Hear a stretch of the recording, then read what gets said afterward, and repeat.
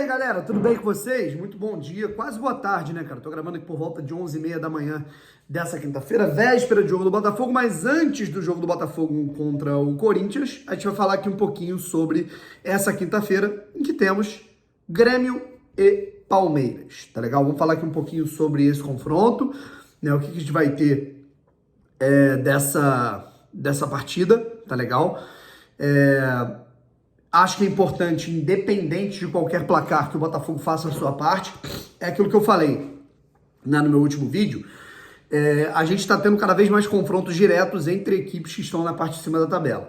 Em breve a gente vai ter Bragantino e Fluminense, a gente vai ter na próxima rodada Bragantino e Palmeiras, agora está tendo Grêmio e Palmeiras, tá legal? Então, assim, a gente está falando de jogos diretos entre equipes que estão na parte de cima. Hoje, por exemplo, a gente está secando o Palmeiras, evidentemente. Então, o Palmeiras é o time que pode ameaçar o Botafogo nessa briga. Porém, o Grêmio, né? Vamos dizer que o Grêmio vença. O Grêmio encosta ali também no Palmeiras e fica, né, a 8 pontos do Botafogo. O Palmeiras, nesse momento, tá a 7. Né? Muito melhor que o Grêmio fique a 8 do que o Palmeiras a 4. Isso é óbvio, né? Mas agora, ao mesmo tempo que o Palmeiras pode começar a pontuar, né, continuar pontuando significativamente como já está, né, o Grêmio também pode começar a pontuar significativamente. Então, independente do que acontecer hoje, o Botafogo tem que fazer a sua parte, mas, numa ordem cronológica, eu particularmente vou torcer pela vitória do Grêmio, tá?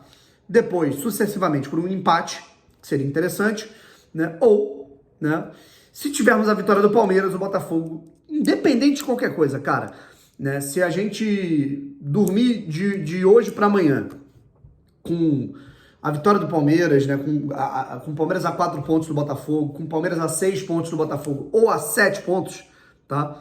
O Botafogo ele tem que fazer a sua parte de qualquer maneira, e eu vou falar inclusive sobre isso, né, cara, da responsabilidade dos jogadores, né? A gente vem falando aqui com razão sobre a responsabilidade do Bruno Lage, algumas coisas que ele não precisava estar mudando, algumas coisas que ele pode ser menos irredutível, né, cara? Pode ser mais maleável, flexível, né, que eu acho que é um problema do treinador português, né? O técnico português, ele chega aqui, ele é teimoso, ele quer fazer as coisas do jeito dele, como o Castro também era, né? Com vários técnicos portugueses são em vários clubes aqui no Brasil, né? E aí quando eles percebem, cara, realmente eu tenho que me adaptar um pouco ao contexto, as coisas começam a funcionar. Então assim, cara, é isso, sabe? A situação ela é basicamente essa, sabe?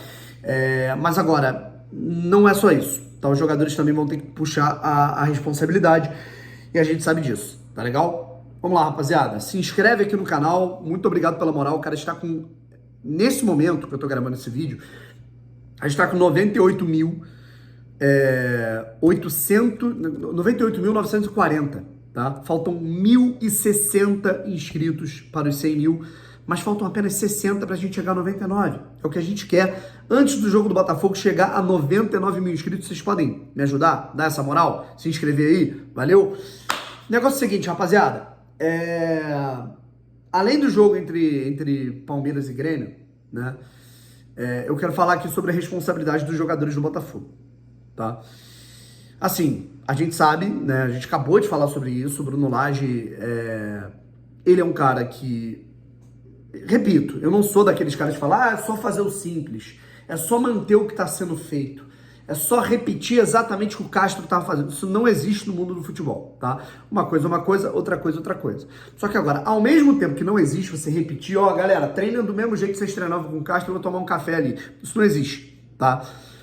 Você também não precisa implementar métodos, cara, que podem prejudicar a macro, o equilíbrio, a constância do time do Botafogo durante 90 minutos, que vinha dando certo para fazer o básico e ser campeão brasileiro, sabe?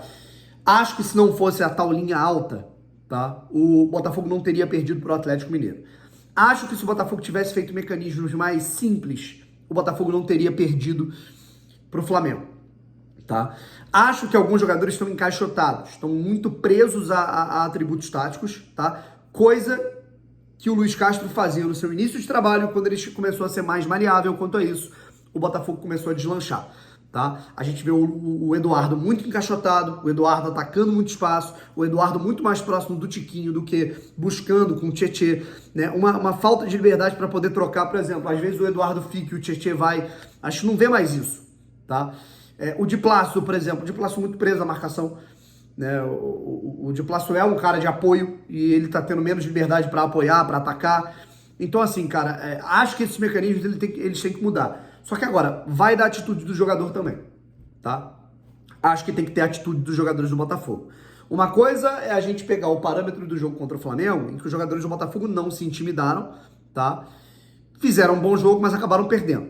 Então o Botafogo criou oportunidades, deu trabalho para o Flamengo, pressionou ali no fim do primeiro tempo, mas, tá?